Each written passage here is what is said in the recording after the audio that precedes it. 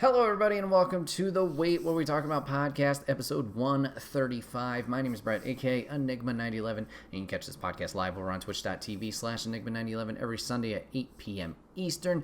You join the chat and the conversation. If you're a subscriber over there, we'd love to have you in on all the fun. But if you can't catch it live, that is A-OK. You can go over to youtube.com and podcast services, just like Moose will. And you can check it out over there where it's broken out topic by topic and put as one big video and MP3 for your amusement on the following Friday. Last but not least, hashtag ad merch store. Get all of your swag over there, t-shirts, cups, backpacks, and more. Rep the brand, support us, and we'd love you for it. So hello, it's been a week. It's been a week since podcast. It's been a week since podcast. What the fuck? Sorry about that. Just, not organized, I guess. So we're back. This is going to be a super long, well, not super long. This is going to be a longer episode. We're going to go back to the three topics to try and break up for that. And we got to make up for that. And we got a lot to talk about. However, heads up, this is a very random topic episode where the topics are going to vary quite a bit. Thanks, Artemis. So heads up there. If you want to just watch this in individual sections, I don't blame you. But as of recording for topic number 1, last night was Double or Nothing 2022 for AEW. So we want to talk about the matches and all the fun results that happened. And, let you know what I thought of the event overall. So, holy shit, there are a lot of matches in this freaking pay-per-view. I think the pay-per-view started at 8 Eastern and did not wrap until about 12:30 that night. So yeah, longer event. You had the buy-in, so technically I guess it started at 7, but that was only one match towards the end there. Matches included, so in the pre-show you had Hookhausen against Nice and Sterling. We had MJF versus Wardlow, the Young Bucks and the Hardys. We had Jade Cargill defending her TBS championship against Anna Jay. Death Triangle versus the House of Black. We had the men's Owen Hart Foundation Tournament Finals. Cole and Samoa Joe facing each other, along with the women's, with Britt Baker going against Ruby Soho. And then we had American Top Team, against Kazarian, Guevara, and Conti. We had Darby versus Kyle O'Reilly. Thunder Rosa defending her women's title against Serena Deeb. We had the Anarchy in the Arena match. The Jericho Appreciation Society against the Blackpool Combat Club. Eddie Kingston, Santana, and Ortiz. We had the tag team title match. Jurassic Express defending against Lee and Swerve Strickland, along with Team Taz. And then we had the main event, Hangman Adam Page defending his world title against CM Punk. Did you remember all those? No. There was a lot of fucking matches. So we got a lot to cover. Overall, Double or Nothing, before we kind of get into the nitty-gritty, I would say was okay. AEW obviously puts on good events. They give everybody a lot of time for their matches, which is nice. But something felt off early in the night, and then nothing blew it out of the water. Like, I feel like obviously AEW has that different styling than WWE, obviously a lot more, I guess, indie and like faster pace and stuff like that. Nothing kind of rocked my socks, if we're going to throw it old school there. I would say the tag match between Jurassic Express, Team Taz, and Strickland and Lee was probably my favorite match. I think that was the most exciting. Death Triangle and House of Black was very fast-paced, and that was exciting to watch too. The Anarchy in the Arena was just pure chaos. I'll get more into detail with that. I would say those are the standouts. We did have one oh shit moment, at least where I popped off, and then two other, I would say, surprises. But let's get on into it with our opener. Well, I guess the pre-show. Let's get on to the pre-show. We got Hookhausen versus Sterling and Nice. Is it a surprise what this result was? No. Hookhausen wins. Good to see Danhausen actually wrestle. I don't have any experience personally with watching him wrestle with his Ring of Honor days, so I don't I know he can work, obviously, but I've never seen him actual wrestle. So it was nice to see that, see him, doing some stuff, but also mix, obviously, his comedy routine into there. It's going to be interesting to see how the chemistry between Hook and Danhausen continues to build over the coming months. We had some fun with the curses. Danhausen got the pin on Sterling by just flexing. It was a good time. Short, sweet, not really, anything unpredictable there. So yeah, standard, match. So now the real opener, which, interesting choice, but I guess based on all the media that was going around, kind of made sense that we had to start with this to kind of quiet all the doubters, I guess you could say. It was MJF versus Wardlow, and MJF didn't fly away. Holy shit. Obviously, yeah, there's a lot of rumors going around that, well, I don't know if that's a rumor, but that was a fact. He no-showed the Fan Fest and some signings. There was rumors that he had a plane that was going to bring him home, and he was not going to be at the event. He was at the event, clearly. He made fun of it a little bit with his entrance, as he kind of did like an airplane motion in the ring. And then Wardlow comes out, a.k.a. Goldberg. Oh my fucking God. You could not be any more just like obvious with it. I didn't think they wanted the comparisons. Obviously, every fan's been chanting, Wardlow like they would chant Goldberg in the arenas.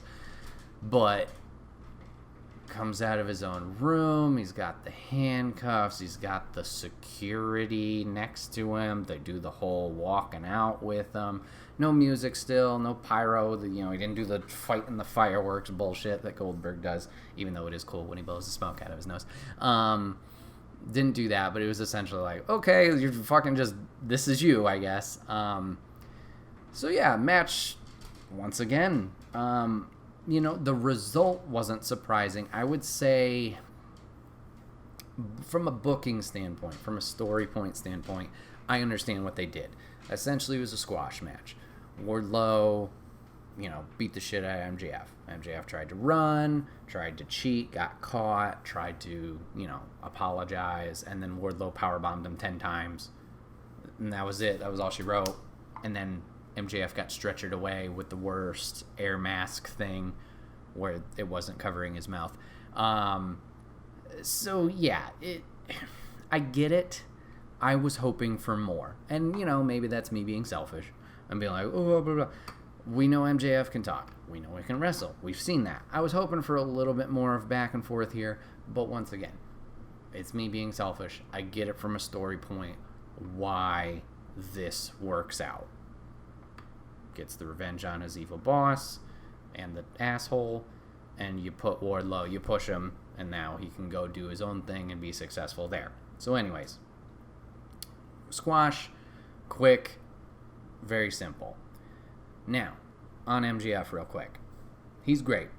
Obviously, he's a great heel. We're all supposed to hate him. We do. He's pretty much a douchebag. If whatever rumors swirling around, if there's anything true about that, where, either he's upset, he's stressed, he's anxious, whatever it is, I hope he's okay. I hope he's doing fine. The stretcher gimmick thing at the end would kind of signify some time off, so I hope he takes this time off and, recoups. Like Papa Griff mentioned in chat, there's all this banter going around with WWE. I thought this was just something that, he could play along with the fans and, mess with us, work, brother, I was thinking it was just that, but if he is legitimately upset in AEW and not happy, then let's figure out that stuff too. All in all, he's good. Hope he is healthy and happy or can get to that point. We're all good. Glad he was there. Glad he did the job and, put Wardlow over to the next spot. Now let's move on. Let him do his thing. Meh. Yeah, we could have sent Spears out to be a sacrifice one more time, but meh. Didn't happen. Moving on to match 2, which was I wouldn't say my most highly anticipated match, but I was looking forward to it. We got the Hardys versus the Young Bucks. Now, this is the dream match. Obviously, we've had this before on the Indies, Ring of Honor, I'm sure some other places. And did they deliver this time? No, I don't think they did. I think this match kind of sucked, to be honest. I was wondering if it was just me. Bucks came out, obviously had a good entrance. Hardys came out. And Jeff looked out of it. And I thought, okay, maybe it's just me. Maybe he's selling the injury. I don't know. He looked bad and rough. So, I went to Twitter. Just curious. Yeah, whatever. There's a lot of other people making this observation. The match proceeds, and it follows. There's a couple times where he's moving around the ring, maybe a little bit out of place, or he's focused on other stuff, climbing the top rope, kind of losing his footing. Once again, is it him selling the back injury? Maybe. He never really grabbed at his back or went like that, so I don't think it is. It was just very awkward. I think the Bucks did a fantastic job. They kept, obviously, the match going along. They fucking nailed some super kicks in there. Like, they were brutal. Like, if you didn't know, like, that was, fake planned. Like, Jesus, they did a really good job of nailing those. Solid super kicks. They kept the match going. We had a fun moment with Cutler. Cutler was getting some chants from the crowd, and then Nick went over and smacked them because he was celebrating. But yeah, that match was rough. Matt seemed to take the brunt of it and obviously be out there for a lot of it and keep it going. But man, that was definitely a low point. And especially after following up the MJF situation of just like the squash, it was not a good start to this pay-per-view. Having those two matches back to back. Once again, hope Jeff's okay. Hopefully he's not going back down a road that he's traveled in the past. None of my business. Just only can obviously say what I saw. So, Hardy's went over here, over Bucks, and we'll have to see where that goes from here. Next match. 1 second. Was Jade Cargill defending her TBS championship against Anna Jay. Okay. Another one that was like, well, not really going to be anything too super special about this one. I do appreciate that they gave Anna Jay a little bit more time to obviously do her stuff. It wasn't just a bam and, Jade goes over. Jade obviously retains, goes to 32-0, whatever. Some interesting observations. Anna Jay sported her original gimmick, the Star of the Ring or whatever it was, when she first debuted. Still threw up the Dark Order hand sign, so I think all is well. I thought that was an interesting observation. Jade had a new look, had Asuka hair, half pink, half blue. Looked good. I thought we were going green for money, but, whatever. And then we get hella interference in this match. The baddies interfere. Kier Hogan and Red Velvet, they interfere. Mark Sterling comes out and interferes. Johnny Hungy, John Silver comes out and beats up Sterling. Then we get surprise number 1, where Malcolm Bivens from NXT, or formerly known as, now known as Stokely Hathaway, walked out, distracts. Cargill performs the Glamazon slam thingy from the top rope on Anna Jay, retains her title. And then we get the beating. Baddies beat up Anna Jay. Here comes the hero, Chris Statlander. Everybody loves the alien. She comes out to help her friend. And we get the big stare down. And then we get the biggest pop of the night. You can ask Peanut Gallery. I kind of freaked out on this one. We get Athena showing up. We get formerly known Ember Moon making her appearance for All Elite. So, happy for her. Interesting place to put her in this situation. Will she be the one to take down Jade overall? We'll see. Obviously seems like something will happen there. But cool to see her there. Awesome. Good for her. Next match. was Death Triangle versus the House of Black. Okay, this one was fast-paced as fuck. Alright, very fun, very exciting. A lot of high dives, some scary dives on part of one Brody King. Jeez, he's a big man. You gotta get some legs in there. He jumped over the rope at one point, and it almost looked like he caught mainly the apron on his dive, so that kind of sucked. One thing I'll say about it was mainly this match, but most of the night, AEW has a problem with camera angles. Either they linger on stuff too long, or they switch away and you miss moments. This match, I felt like they missed some stuff. And kind of stinks because you got this move happening on the side, but you're focusing on this guy's reaction or this guy laying down selling, and you're missing something going on. So I think that's an area that they can improve.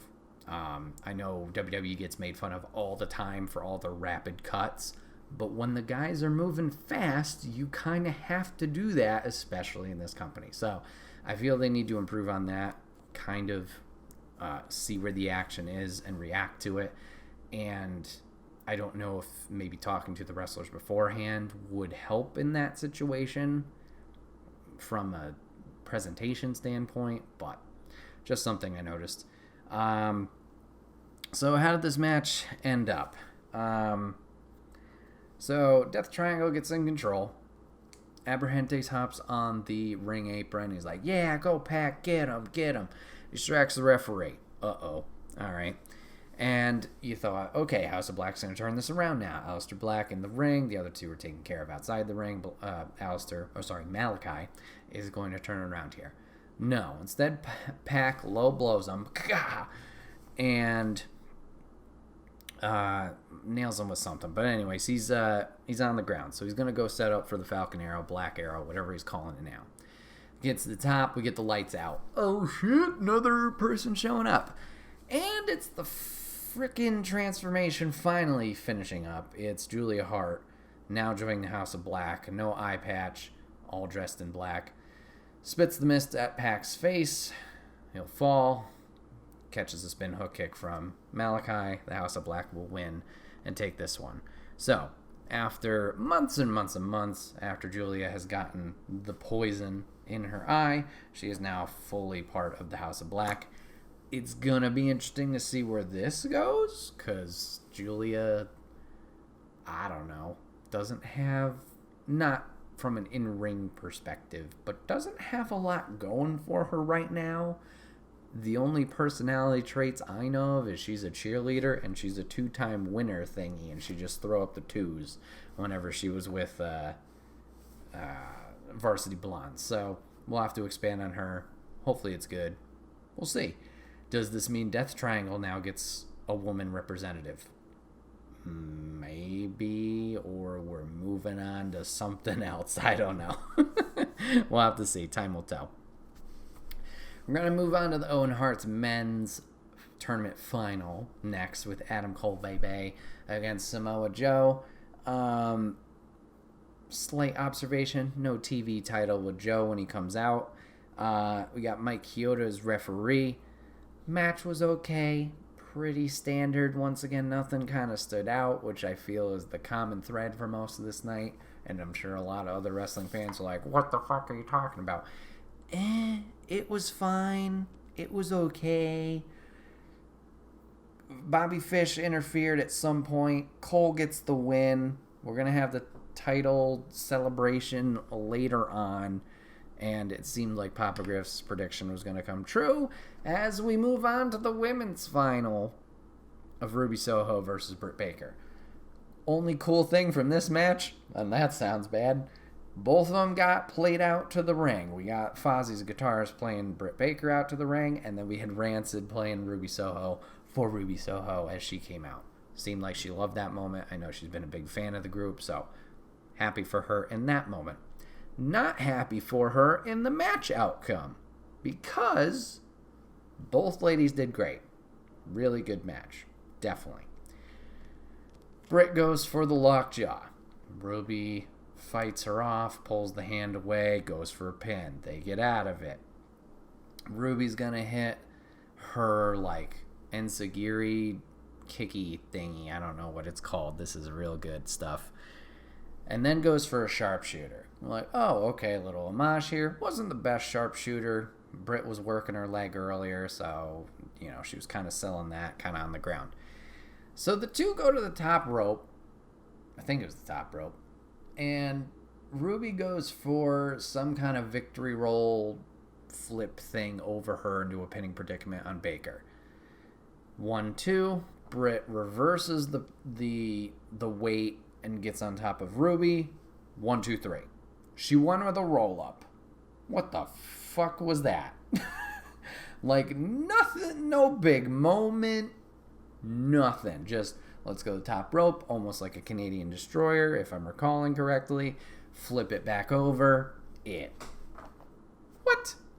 So, power couple wins here. I mean, cool, but this tournament sucked.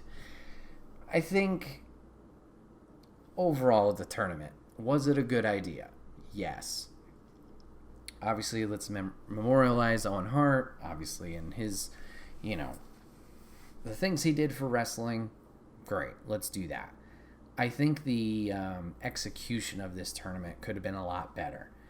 You had, 8 participants or something like that. The ladies started it off and then did like 4 weeks of the initial winners, or qualifiers rather, just bickering at each other backstage. 4 weeks. 4 weeks on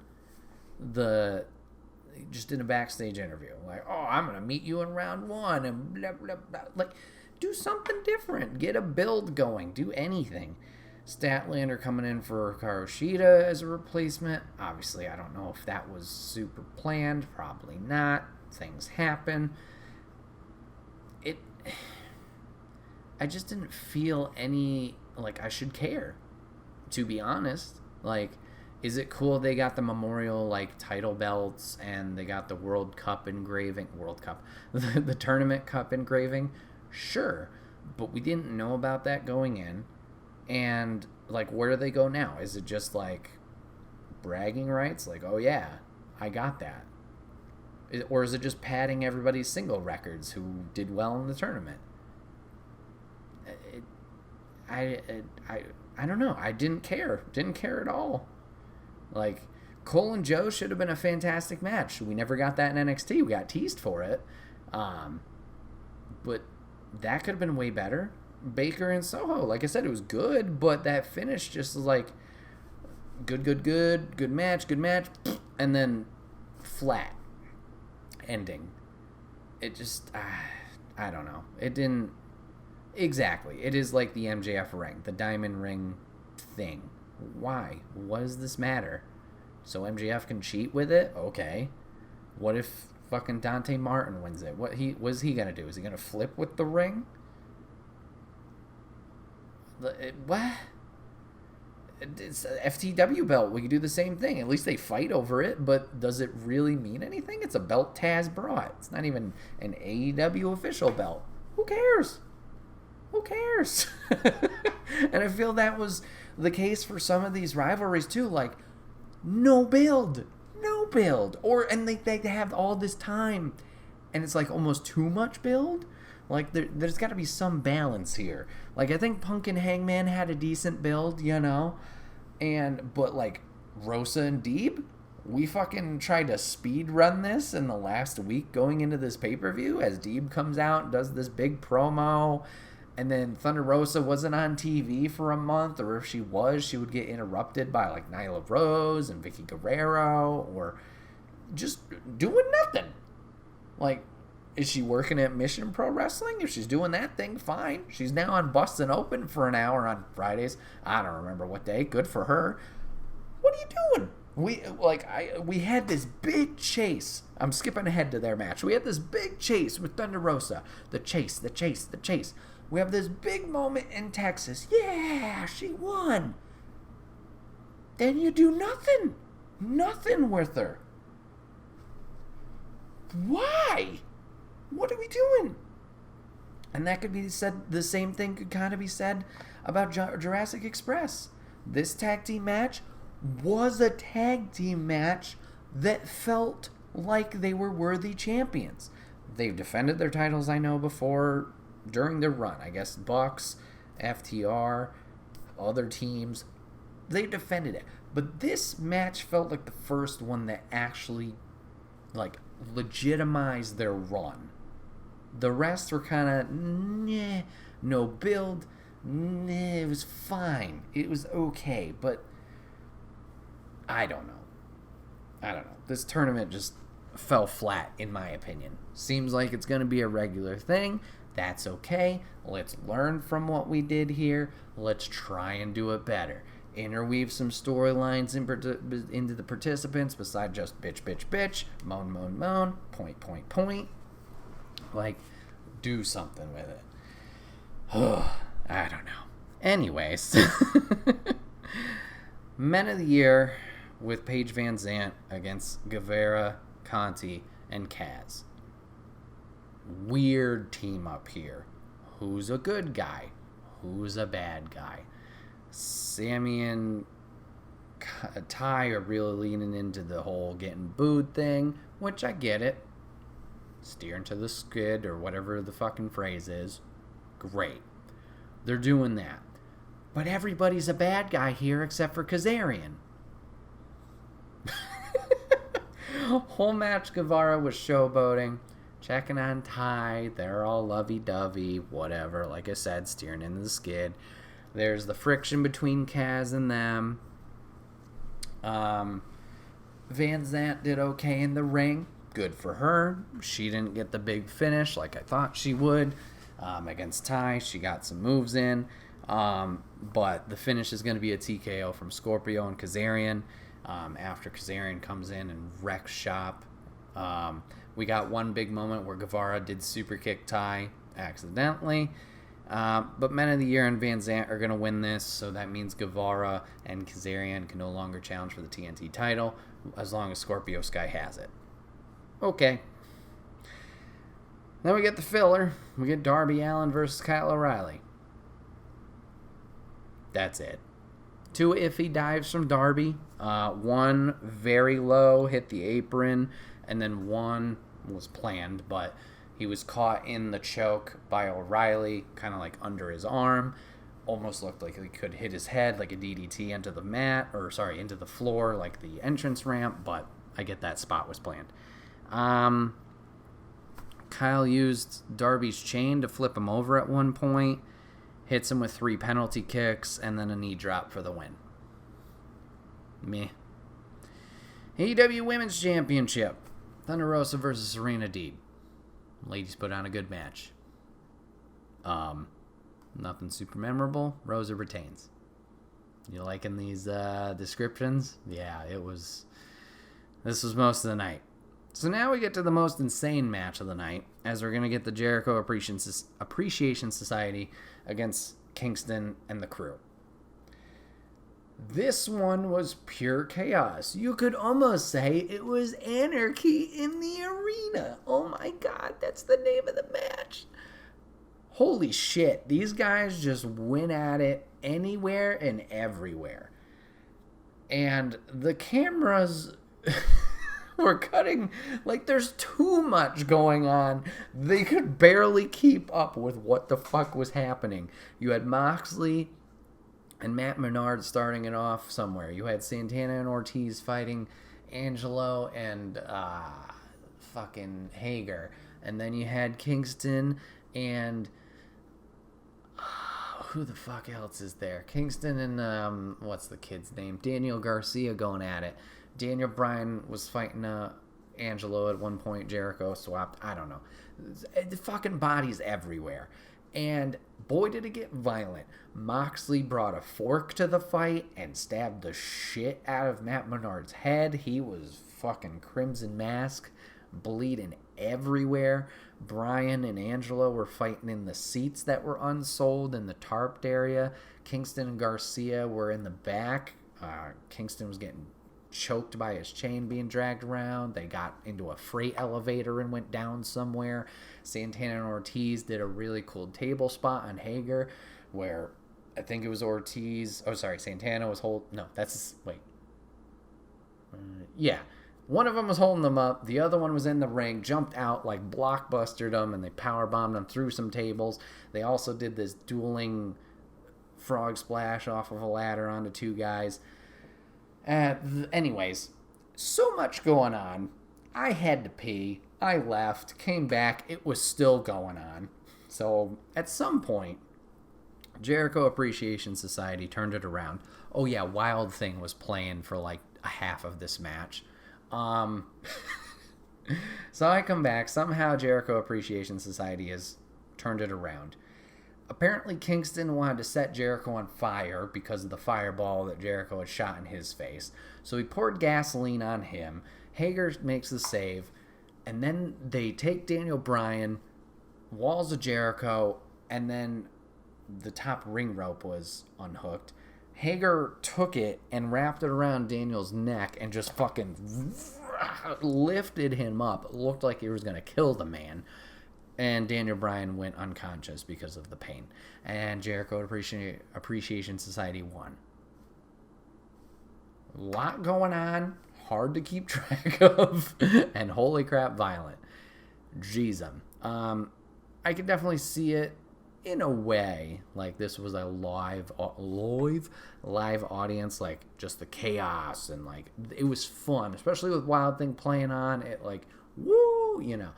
But also from a fan perspective, like if you're just sitting there, you're either watching the monitor or you're looking around trying to find where the fuck people are.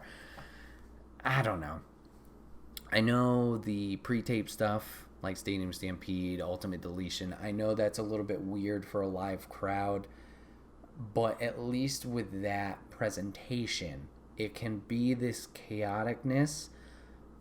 But obviously it's edited and planned. You can see everything. They did a pretty good job of cutting in between to catch the big moments. But it felt almost like too much and a clusterfuck. So, I don't know. Should have just run a War Games. That probably would have been a lot better. Because then the focus would have just been in one spot. Yeah, for sure. So that was that. Tag team match: Jungle Express versus Lee and Swerve, Hobbs and Stark. This was my match of the night. This was my favorite one. Started off chaotic. I thought, oh, is this tornado rules? But no, it went to triangle, like the corners. A lot of good stuff here. Everybody got their shots in. We got some personality from Starks with his, dancing going around. Lee looked like he was having a blast out there. He was making fun of people for getting hit with like certain moves. He sang at one point at people.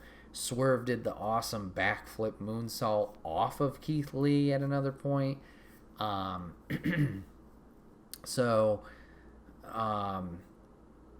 great match by all. I know a lot of people are surprised that Jurassic Express retained here. Not gonna lie, I was as well. But I have no problem with them being tag champs. And once again, I think this was a match that solidified their run, and we need more of these. Stark and Hobbs did great.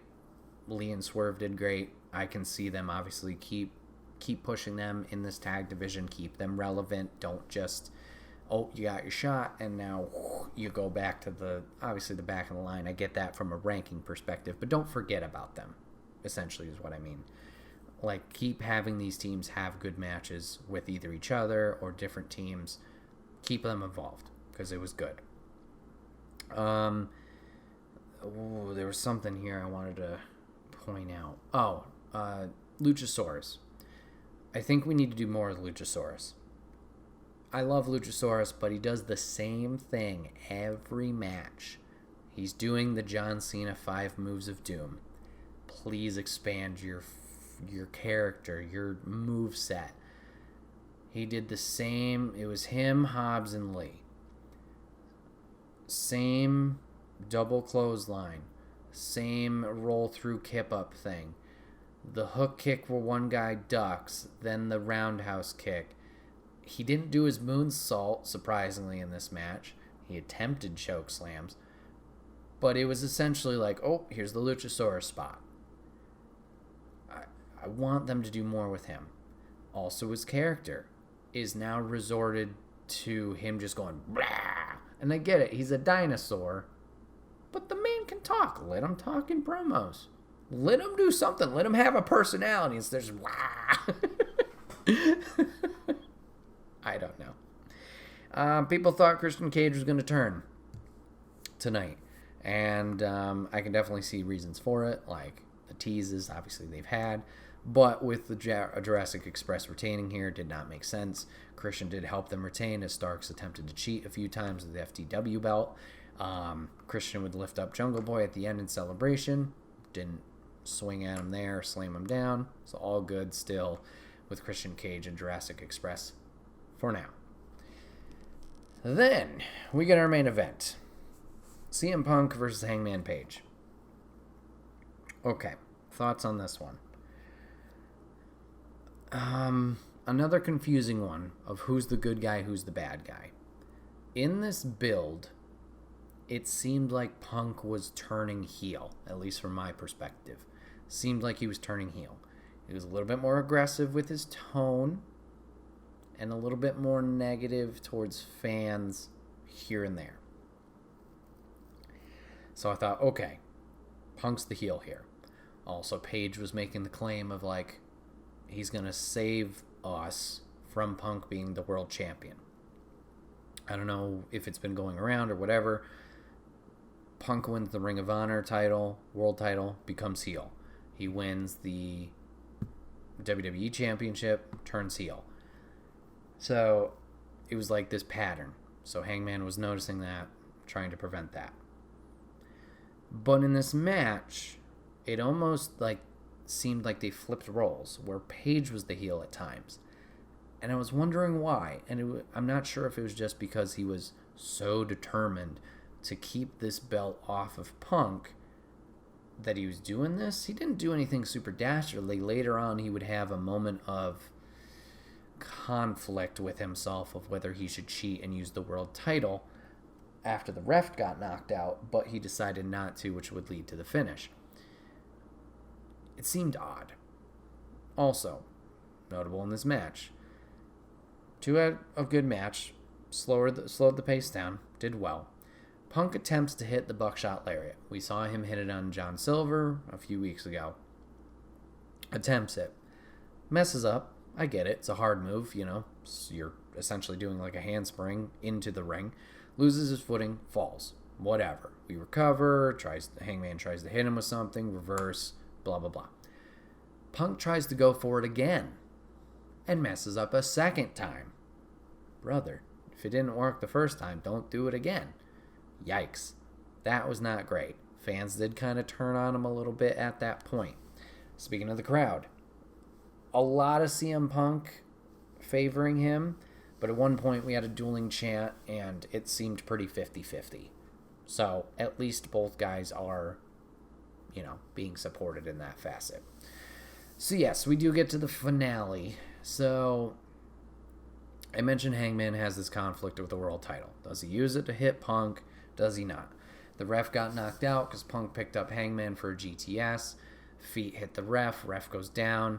Hangman falls off of Punk, gives him a lariat. No pin there. They kind of just sit there, recoup. Hangman grabs the belt from the corner, threatens to use it, decides not to, tosses it. Punk hits him with a kick, I believe. Then the GTS. Ref magically wakes up, slowly saunters over. 1, 2, and 3. And Punk is your champion. How do I feel about this overall? I don't know what it is per se. I was very happy when Punk returned, obviously, to AEW. That was a huge moment. Huge for sure.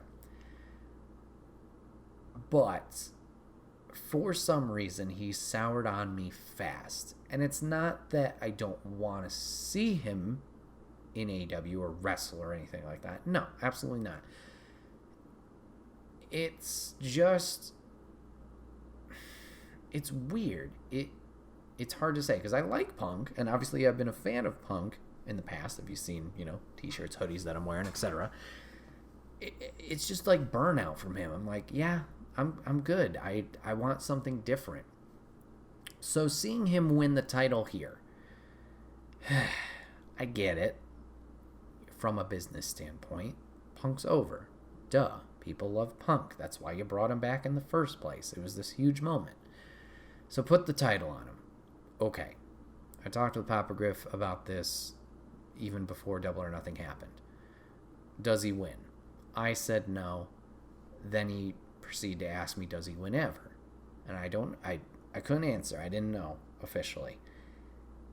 And he mentioned, like, he could see it happening, but he didn't want Hangman to be the one to hand it over. And I think the big reason for this is we both see Hangman like he's new, he's fresh. I get it. Ring of Honor stuff, New Japan stuff. I understand that. For the general and brand new audience, hi, how are you? I feel like we should have kept him as champion. Punk could have won it at a different time, or maybe later on, maybe a second match or something. This is an interesting move. Punk was able to have good matches with people and put them over without the belt. Now he has the belt as well. So it's this weird kind of hang up of like, does he need it? I don't think so. Obviously, Punk is Punk. Win or loss, he's still, he can work. He's over. Now he's holding on to the belt, which not like Hangman had to rely on the belt, but it put more eyes on Hangman to elevate him. So a little discouraging there. Now, where does it go from here? Punk at the end of the show. He's celebrating. He's emotional. Good. I'm glad. Glad he's, happy with what's going on here. And hopefully has found his love for wrestling again. He bows to the belt, bows to the crowd. We get this lingering. We get some replays, whatever. Okay, are they going to build to something, reveal something, maybe for Forbidden Door? No. After all that, it cuts. Apparently after the show, Dax and Hardwood, I think those are both two different names, FTR comes out, they celebrate with him. I don't know why they're besties now, but whatever. Where does he go from here? It seems like he's a sticking good guy with obviously these reactions and the post for the Vegas audience. I kind of want him to do the heel turn here. I want him to fall into this pattern. And I just think that would help make this mountain or this obstacle for people that people want to be taken down. Whether it's a Hangman being like, nah, I told you so, but Hangman be that savior, or it's even hard to say. I don't know who would come in and be this big face. Bryan's already busy with Blackpool. Same with Moxley. I don't know. I'm having a real tough time, and that's kind of scary to think about, especially with their roster depth. Like who's next? Who's in the world title picture? So I kind of want to do that, but I don't know if he will.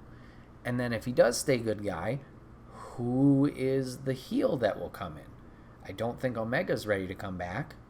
Would that be interesting? Sure, I'd be down, but I don't think he's ready to come back. If you get another new signee like a Cesaro, would it be cool? Yes. Does it make sense? No. Does Miro come back for this? Cool to see Miro back, but honestly, I'm not that would not be a match I'd be excited for. Murderhawk Monster has no legitimacy. Sorry, Lance Archer, you could probably kill me with a blink of a flick of your finger, but who's Who's there? Does Jericho go for it? Ugh. I don't know. I don't know what happens next. And like I said, that feels so weird to say. Because you have a shit ton of people. And I watch week to week for Dynamite, but I can't think of any standouts. To be honest. I don't know. And maybe that's a lapse in my judgment. If so, fair enough. But I don't know. I don't know where they go from here. Obviously, we got to build the Forbidden Door. I forgot about one other surprise that happened. I don't know if it's Forbidden Door related. But yeah, it's going to be interesting to see how things play out. We did get one other surprise along with Stokely and Athena.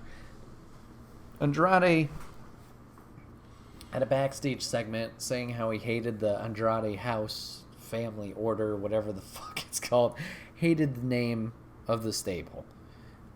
Still keeping them together, I guess, but just hated that. And has introduced a new partner.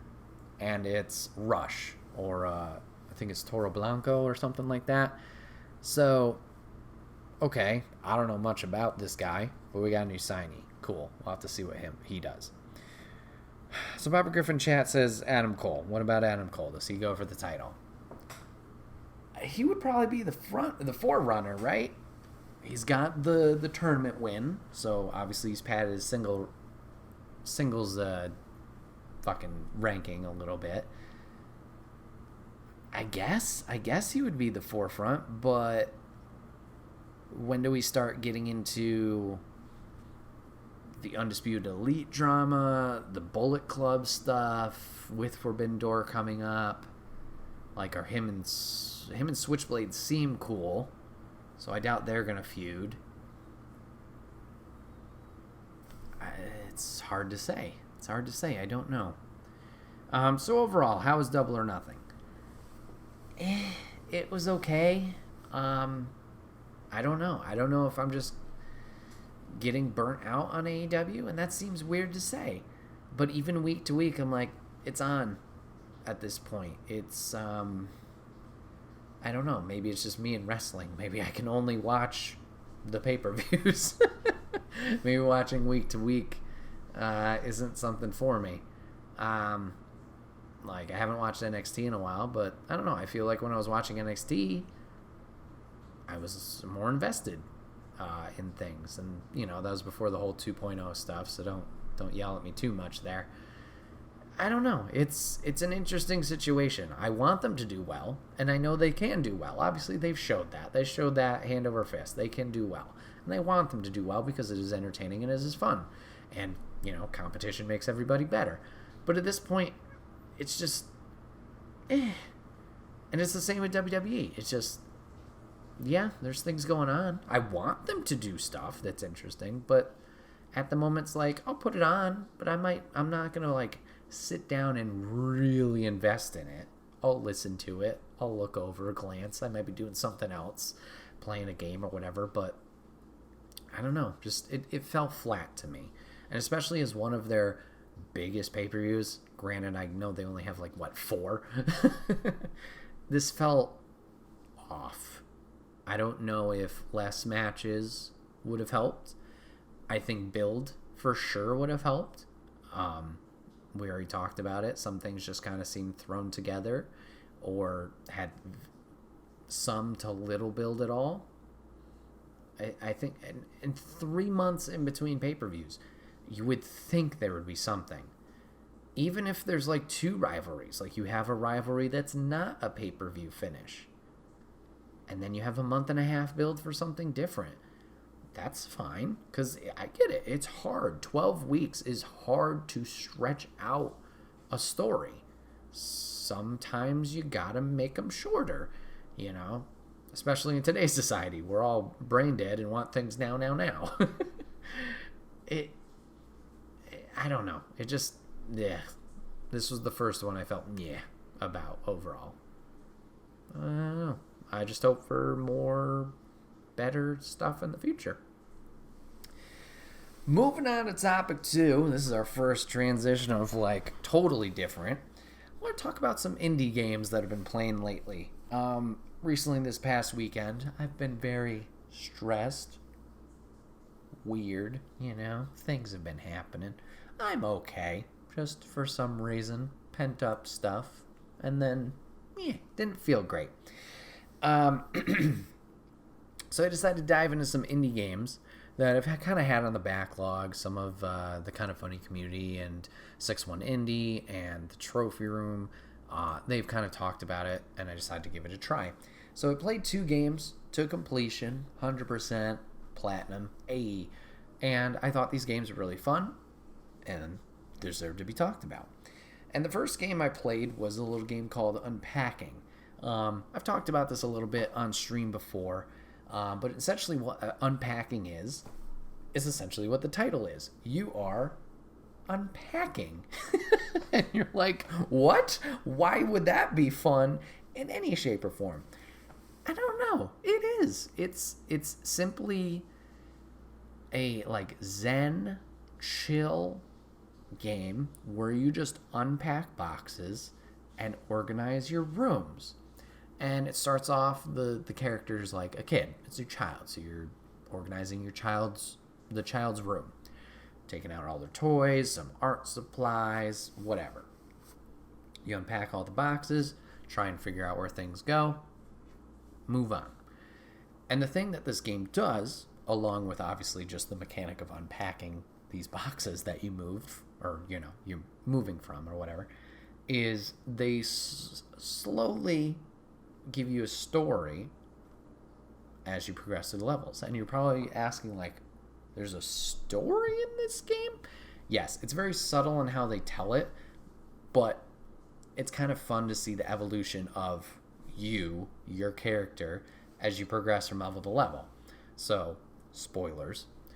But with the progression of levels, once again, you start in your child's room, then you grow up into I guess essentially you'd say college, your college dorm, you unpack in there, then your first apartment, and then moving in with a roommate, so you share the space, and then moving in with a partner and sharing the space with them, and then unfortunately that relationship didn't work out, so you move back home, and you unpack back in that room, and then a new apartment for your fresh start, and then you find your next partner, and then the last level is your family home.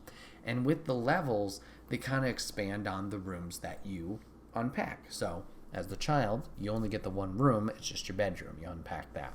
Then you can get, your bedroom and a bathroom. And then a kitchen and a living room. And it expands on these different rooms and sets. So you have that escalation in the places that your character has lived or will live. But then also, there's a slight storytelling in the items that you're unpacking.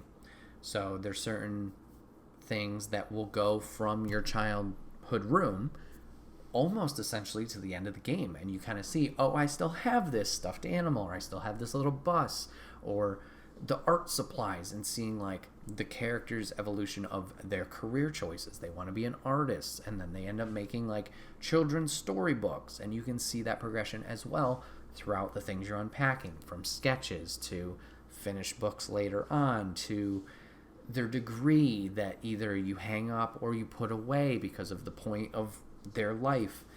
And I know it sounds strange, wow, why would you have fun with a game that is essentially real life organization? I don't know. It's strange how it kind of messes with your, not messes with your brain, but it's an activity where you're thinking about, puzzle, essentially, put all the puzzle pieces together, and that focus kind of calms you down in a way. Like I said, it's a very zen experience. There's no dialogue in this game or anything you gotta move quickly or fast prompts. Just some mellow music and go organize your stuff. I had a lot of fun with it. I think I played it for maybe 5 hours to completion, and with all the little challenges and stuff for the achievements and the trophies. And it's just a good time. I had watched another streamer, shout out to Cheesy Blue Nips, very strange name, I know. Played this all the way through, enjoyed his experience with the game, and yeah, I heard some other content creators, like I said, the Trophy Room and 6-1 Indie, talk very highly of this game. And this was something that really helped me kind of calm down, focus on something else besides what was stressing me out. And yeah, it was a good time. It was a good time. If you enjoy puzzles, if you enjoy organizing stuff, and you just want like a short, sweet experience, I would totally recommend this. I think it's on every platform: Xbox, PlayStation, Switch, PC. So you can check it out over there. A lot of fun. And on the similar note, another game that I played, I think this game came out a few years ago, and I'm kind of late to the party. I believe it's pronounced Toem, Toem. And essentially what this is it's a short adventure game where you solve puzzles by taking photos. Let's see what their description is here. Set off on a delightful expedition and use your photographic eye to uncover the mysteries of the magical tome. And essentially what it is, it's your character going out on this journey, and once again, you're solving puzzles. You're helping different people in the levels in the world with your photos. Maybe they've lost an item, or they're trying to figure out a puzzle, or they just are, I don't know, looking for some fashionable clothing, whatever it is. And you help them with these photos. And there's different missions per each level, map, whatever you want to call it. And then there's also like these hidden aspects that you can find through your photos. So there's a wide variety of animals and wildlife that you can take photos of. So a lot of the creators and developers have put like their pets in there. So if you could find cats and dogs and like do little checklists there of like just collecting these animals, different birds. And one of the dogs, shout out to Kind of Funny and RIP, but Portillo is in this game. So it was nice to see him, happy in this game and remember him. It was just it was another surprising one of like, this was really chill, and it was fun. Not too much of a story, I would say, in this one, besides just the general sense of adventure and your character going out and pursuing their own thing with their camera, I guess you could say. Some fun moments there, definitely some interesting characters. I think one of the first levels you run into like a Boy Scout or just a scout troop, and they're trying to like, they'll play hide and seek with you, and you got to find them with the camera, or they're trying to cook different recipes, so you got to help them find the ingredients. There's an overarching story throughout the entire game of this like secret society, and they're trying to find this like, not super villain, but this like sketchy guy that appears. So you essentially go around in each of the levels and you got to find where he is. And the reveal at the end of finding out this figure's identity, pretty hilarious. I'm not gonna lie on that one, and surprising. So that was fun. There's some puzzles you definitely got to be a little bit more creative with how you solve them. It's not essentially just snap a picture and it's all done. Maybe it's positioning, or it's timing, or once again, music can come into play in this game as you'll unlock a lot of different cassettes that you can listen to soundtrack wise, and sometimes you have to use that to trigger events, so then you can take a photo and solve the puzzles. So yeah, Tome was just a lot of fun. Like I said, another chill one. I think this was another one that took around 5 to 6 hours for total completion. But yeah, just a good time. Kind of something you can turn your brain off because you don't have to think too hard on it. But a nice, relaxing experience, both of these games. Both I would definitely highly recommend. If you just need something kind of different pace-wise. I know personally a lot of the games I've been playing off stream and on stream have been open world heavy, so running around, getting from place to place, grinding villains and getting experience points, and then like 800 side quests because it's open world. And to have this shorter experience felt rewarding. It's nice to kind of have these things where you check the box, whether it's literally unpacking boxes and being like, yep, everything's in the right spot, checked it off, or if it's these photos of collecting these different photos for your collection and your little encyclopedia. And it's just very rewarding to have this, once again, that checklist, like, yep, that's done, yep, that's done, yep, that's done. That seeing of your progression quickly was very rewarding.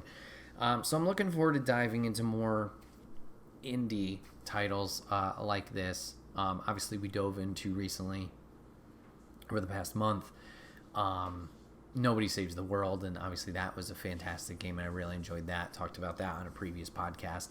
I've talked a little bit, I think it was back when Jeff was on, but about Chicory, and that's another title I'd like to get back into, but that's kind of like it's another puzzle game, but you solve it through art, and it's about self-discovery with the character that you're running through and running with, and seeing where their journey takes place and how their confidence builds in themselves as being this protagonist and helping people.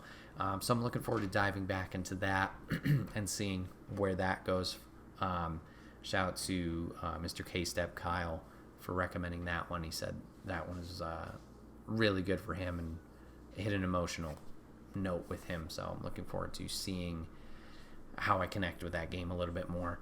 But yeah, I'm kind of excited to dive a little bit more into more indie titles like this.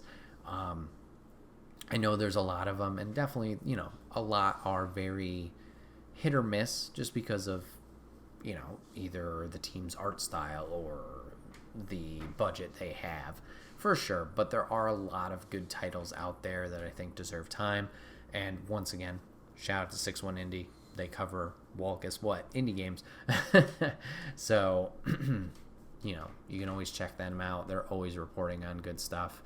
I think along with Chicory, another game, or other games that I'm looking forward to on the indie side of things, Inscription did really well over this past year. I think that was one that took a lot of people by surprise. It's like kind of a card battling game that's just kind of off the rails crazy with its story at certain points. I think that's one I'd like to dive to with stream and kind of see people's reactions with that. I've watched that game all the way through, but it definitely looks like it's another fun one to kind of experience. And with the card system, it's not, what's the term I'm looking for? It's random enough with the gameplay aspect that I don't feel like it'll just be rehashing of like, yep, I've seen this, yep, I've seen this, yep, I've seen this. Obviously, the story beats will be the same, but the gameplay, me playing it will still feel rewarding. But shout out to Platypus on Twitch as well, who I watched stream that one all the way through and really sold me on that game for what it can be. And then I think the last one that I saw, I don't remember if it was the Indie Showcase or if it was Game Awards, but I think it's called is it Death Becomes Us or Happy Death? Let me see if I can find it real quick, but I think it's only on PC. Have a Nice Death is what it's called. I'm sorry, Have a Nice Death. It came out in March, but yeah, it's on PC. I gotta look more into that, but that art style looks really, really cool, and that's kind of, it is a roguelike, so it's similar to Hades, where it's essentially kind of randomly generated rooms with different obstacles and enemies. So I'm excited to dive into that. Obviously, I loved Hades a lot, which is technically another indie game, and I was late to the party with that one. But I enjoyed the gameplay, enjoyed the loop, and this one looks like another one that will scratch that itch, and the art style looks fantastic. So yeah, looking forward to diving into those and kind of exploring the indie scene a little bit more. Not that, the mainstream games, the AAA stuff, is bad by any stretch of the imagination. It's just like I said, sometimes you got to do something different, scratch that itch, and then, makes other things better. Everything kind of builds off of each other, those experiences of making the variety for yourself instead of just doing the same thing over and over. So yeah, looking forward to more experiences like that. And yeah, definitely would recommend Unpacking and Tome if you guys are looking for something short and sweet and just take your mind off stuff, I guess. Moving on to topic 3.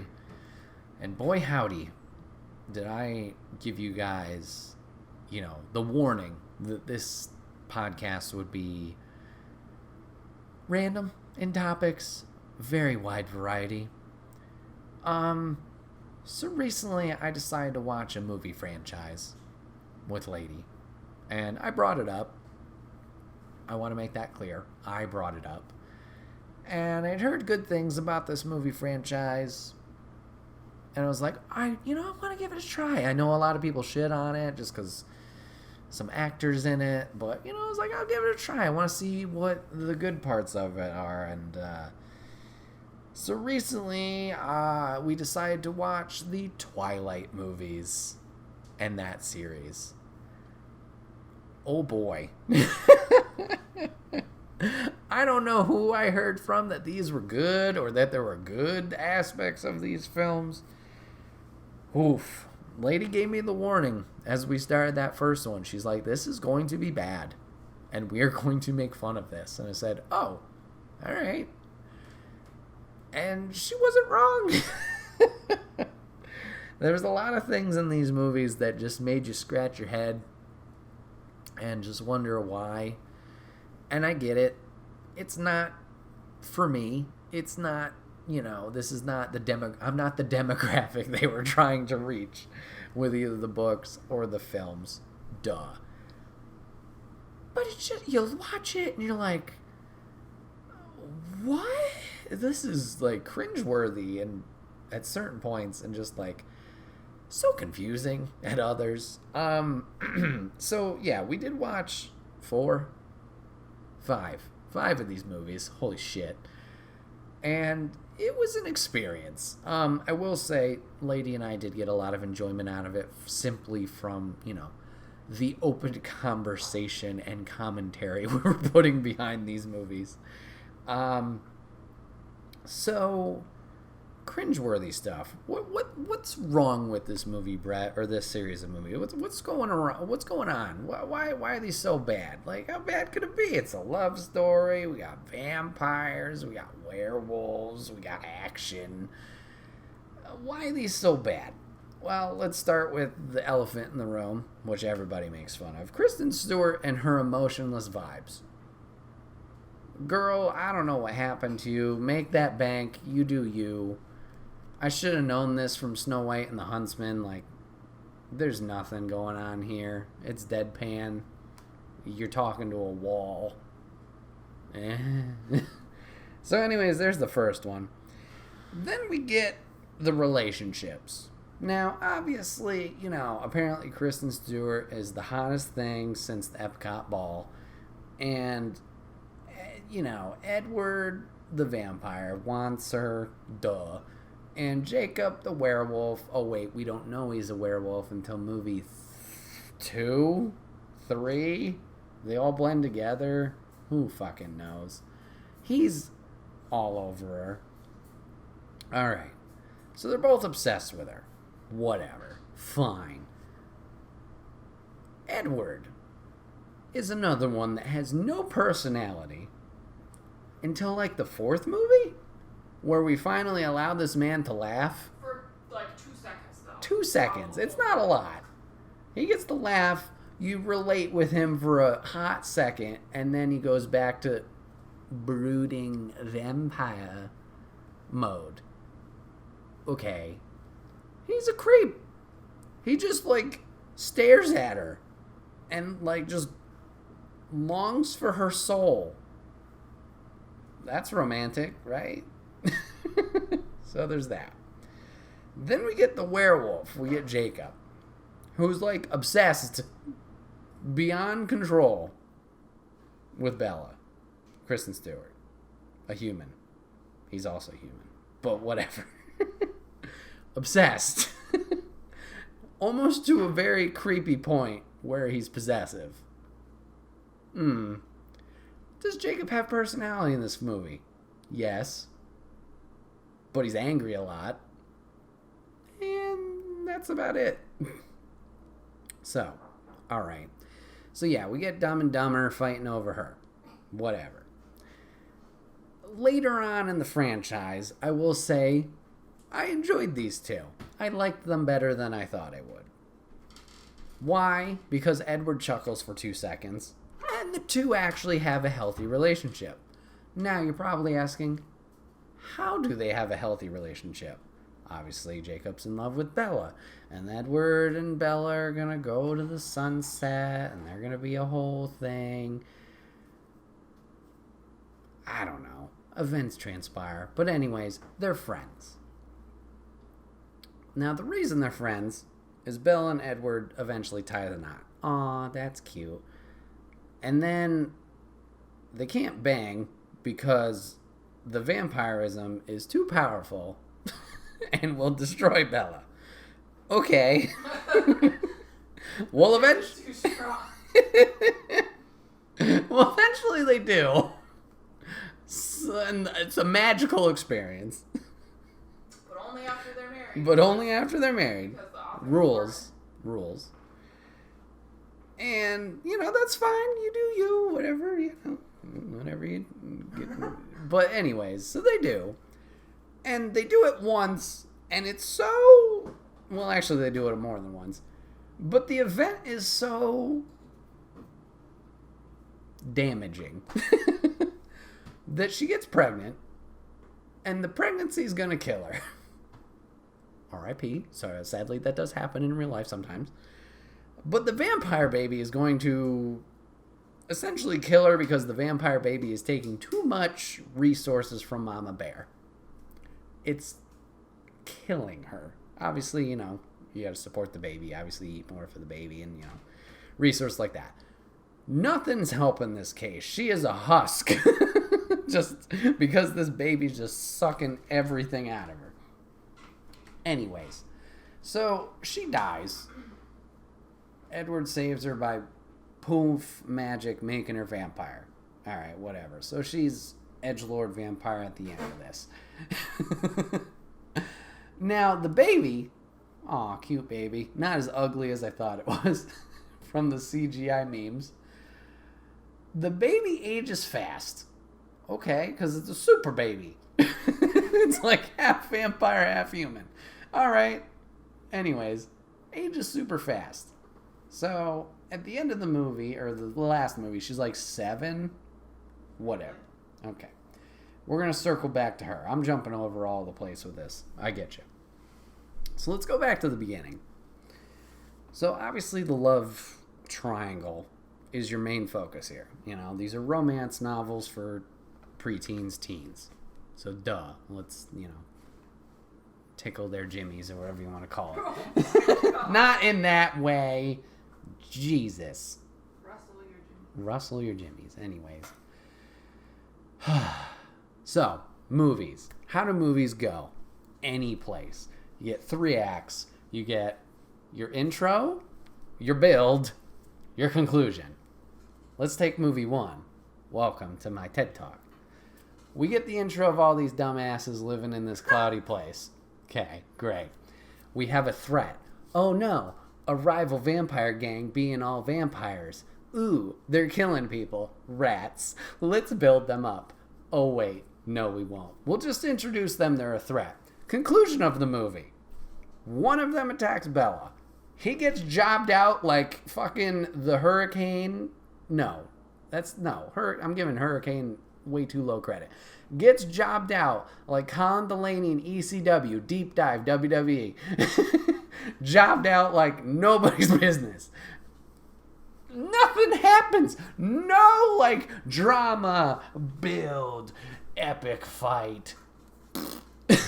Just, okay. All right. Movie 2. Let's see what happens here. Oh, yeah. Intro of Jacob being all emo boy werewolf. Okay, cool.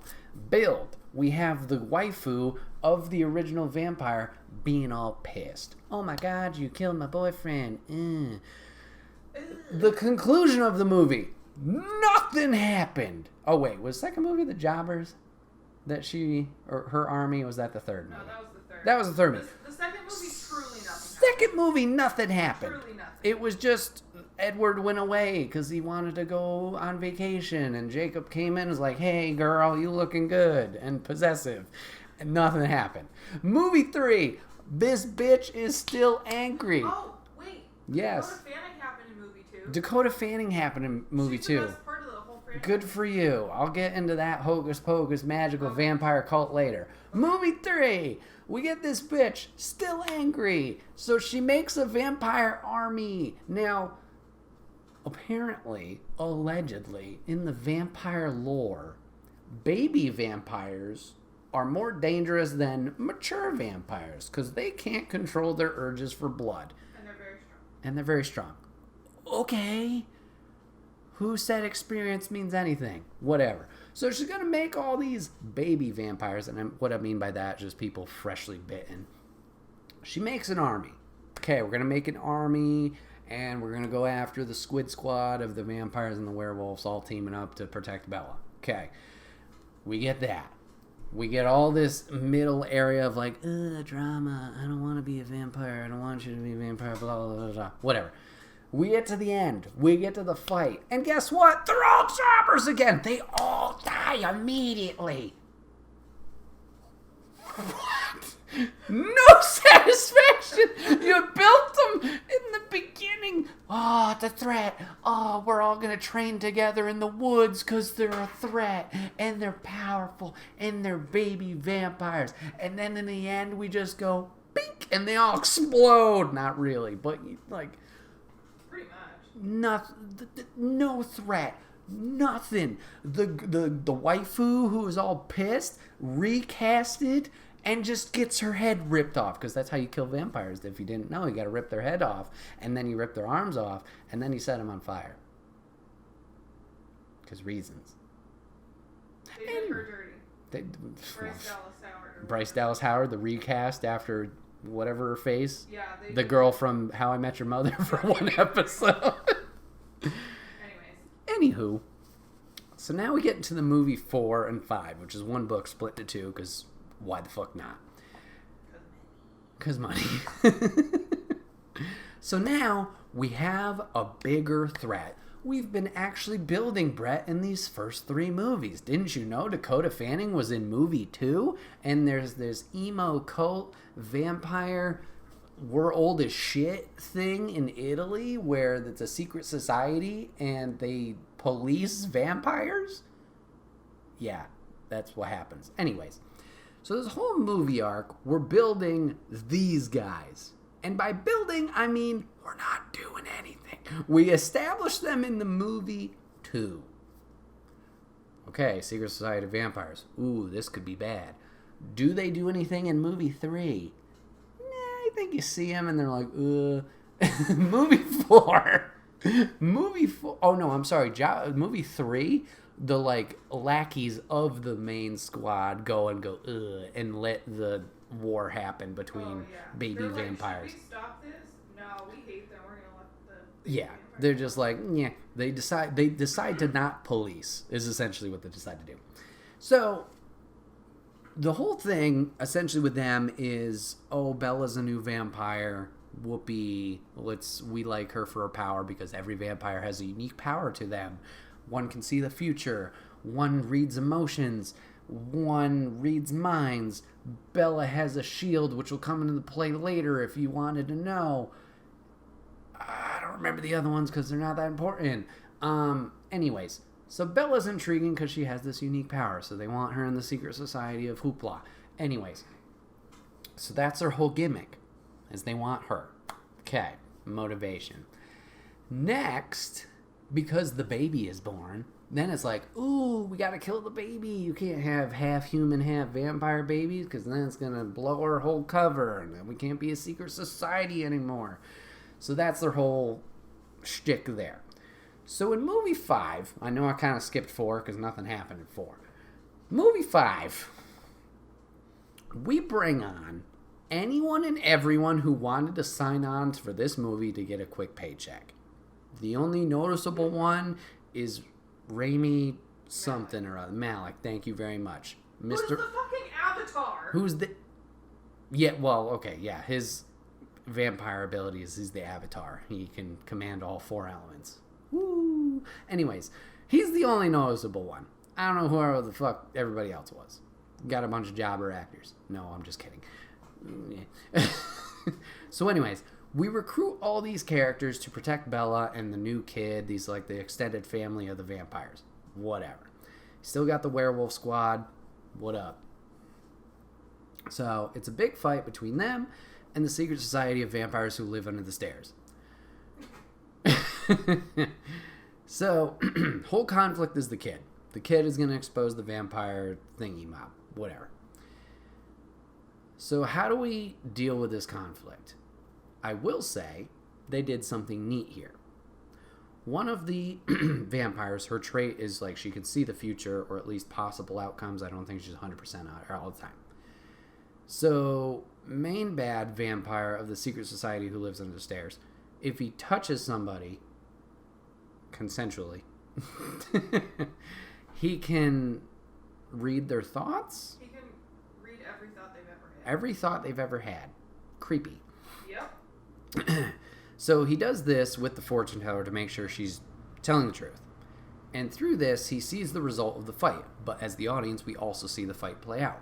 We see all these people, blah, blah, blah. We see one main vampire who's been like the head figure. You see him get his head ripped off. And then everybody's like, oh, shit. And then they all run each other in a dramatic fashion. And this was the moment, it's like, ooh, this was the good part that people are talking about. This is where it's going to be fun. And granted, I had a little bit of fun with it. But the fight is over in like 3 minutes. This person died. This vampire died. This werewolf fell in a crack in the fucking hole of the earth trying to save this other vampire, which we didn't build the relationship before. Like, oh, big sacrifice that didn't mean anything. And then the main squad gets taken care of. They die. Okay. Then we... And the one guy's like, fine. Yeah, and the other guy is suicidal and wants death. Anyways. Then we... None of it happened. We saw him see that memory future through her. And he goes, nah, we're good. Oh, fuck. And they leave. Now, I will say, once again, I thought it was cool that they kind of showed this. Like, that's a one way to still... But, again, build. Nothing happened. Every movie here, we got a glimpse of something, and then nothing happened. Stupid. I could have seen the potential of these movies being good, but I get it. It's not for me. But there could have been some kind of crescendo here where things happened, and it could have been a little bit more dramatic or exciting or intriguing. Still have all of the dumb, cringy love stuff in there. I get it, that's your main selling point. But make me care. It's just dialogue after dialogue. Make it make sense. Thank you, Peanut Gallery. Ugh. Now, you would think that would be my lowest point of these movies. You're dead wrong. I actually was like, okay, you know, it is what it is, blah, blah, blah. I had a good time because we laughed at it and had fun. Then they decided to make me despise this movie and disgust me because of one thing they decided to do at the end. Now, I mentioned the love triangle here, right? Okay, we got Bella, Edward, who she marries, the vampiro, and Jacob, the werewolf. Jacob's obsessive, crushes on Bella, blah, blah, blah. Wants to protect her. That's the only reason that they become homies at the end is because of this common bond of let's protect Bella and eventually her daughter. Okay, fine. They explain... I'm sorry. Go ahead. Okay. Please tell them what the daughter's name is, though. Oh, you're going to have to remind me. Renesmee? Renesmee is the daughter's name. It's Renee and... Esme. It's... A combination of the two mothers. I get the sentiment behind it, but oh boy. gross name. Anyways, that's not what my point was. Sorry. So earlier in this franchise, I don't know which movie it is particularly. It could be 3, it could be 2. The Werewolf Squad talks about something called imprinting. And imprinting doesn't happen under the control. It's something that happens naturally, quote unquote, where the werewolf, right, becomes infatuated with an individual, and that's like their partner in life, right? I get that. Infatuated isn't the right word, but Okay, well, how would you, like, dedicated to that person? Yeah. Okay, dedicated, sorry. So, they're, like, that's their person. Okay. So, what's their purpose in life? it's their purpose in life. Thank you very much.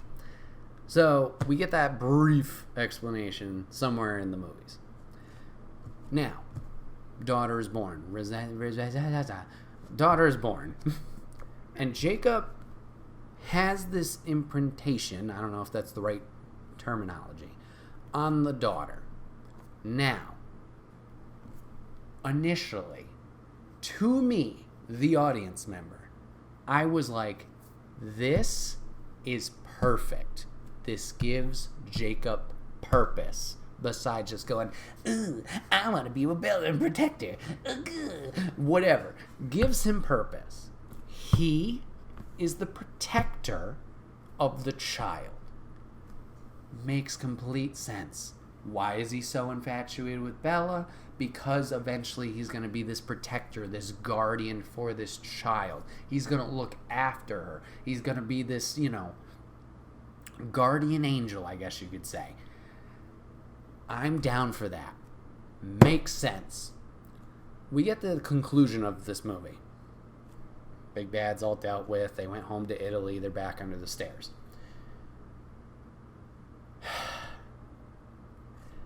The imprinting did not take the effect that I thought it would. Remember how I said that this daughter is aging quickly because she's half human, half vampire, super vampire, whatever the fuck. Jacob makes the joke to Edward, should I start calling you Dad now? And I go, excuse me?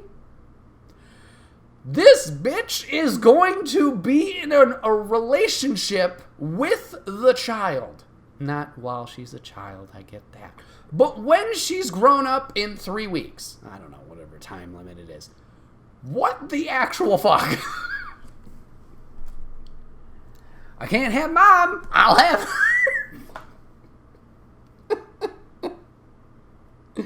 Oh my God. It took the only redeeming quality of this movie where I was like, you know what? That makes sense. And just went, nah. Let's make it so much worse. Oh, no. The guardian angel route would have been so much better. Oh, boy. Big yikes. Anyways. So yeah. I watched Twilight. I hated it. And this is life after Twilight.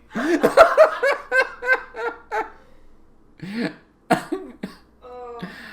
I don't know why I ever thought these would be good. Okay. All in all, do I regret watching these? No, because now I know.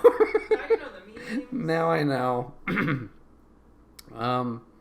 It was fun to make fun of. I'll never watch them again, I'll tell you that much. Hopefully you guys enjoyed me ranting on this, and hopefully you shared my disgust, or I saved you from your own time by taking the sacrifice. Oh boy. I will be the martyr. Oh no. No. It was something. Yeah, I don't know. Definitely a variety from what we normally do here. This has been another episode of the Wait, What Are We Talking About podcast. My name is Bret, aka Enigma911, and you can catch this podcast live over on twitch.tv/Enigma911 every Sunday at 8 p.m. Eastern. You can join the chat like Papa Griff did today. If you're a subscriber over there, we'd love to have you in on the conversation, all the fun. But if you can't catch live, that is A-OK. Go over to YouTube and podcast services the very next week where it's broken out topic by topic and put as one good video and MP3 for your amusement the following Friday. Last but not least, #ad merch store. Get all of your swag over there. T-shirts, cups, backpacks, and more. Rep the brand. Support us. And we would love you for it. Thank you guys so much for hanging out for this podcast today. I know it was a wild trip of topics, but that's what this podcast is all about. No central topic. We just shoot the shit and talk whatever we want to talk about. I hope you guys enjoyed your time today. Thank you guys so much for watching, giving this a listen, and we'll see you guys on the next one. Take care.